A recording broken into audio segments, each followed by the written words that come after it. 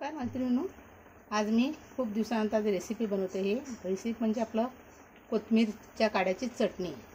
आणि ही चटणी खूप पौष्टिक असते, शरीराला सुद्धा चांगली असते आणि सोपी असते। ह्या काड्या शक्यतो सगळं फेकून देतात, त्याऐवजी आपण त्या काड्या स्वच्छ धुवून घ्यायचं।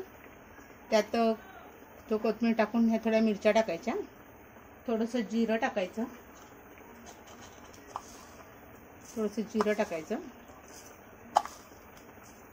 त्यात चवीनुसार मीठ सुद्धा टाकायचं, अशा पाकळ्या टाकायच्या आणि हे ग्राइंड करून घ्यायचं।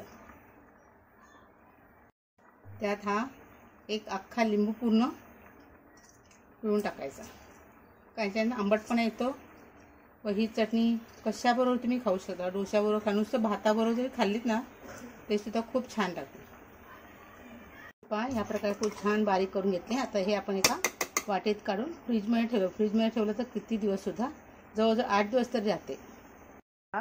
हे ग्राइंड करून ही चटणी ठेवली आहे, एका वाटीत काढून ठेवली। आता ही चटणी कमीत कमी 8 दिवस फ्रीजमध्ये राहते आणि तुम्ही कशाबरोबर सांगा, सँडविच बरोबर खा किंवा चपाती बरोबर खा, भाताबरोबर खा तरी सुद्धा छान वाटते। आणि हा व्हिडिओ तुम्हाला कसा वाटला हे मला नक्की सांगा। लाईक करा, शेअर करा, सबस्क्राईब करायला विसरू नका।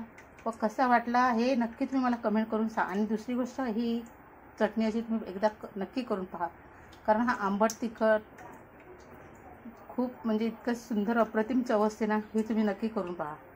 धन्यवाद।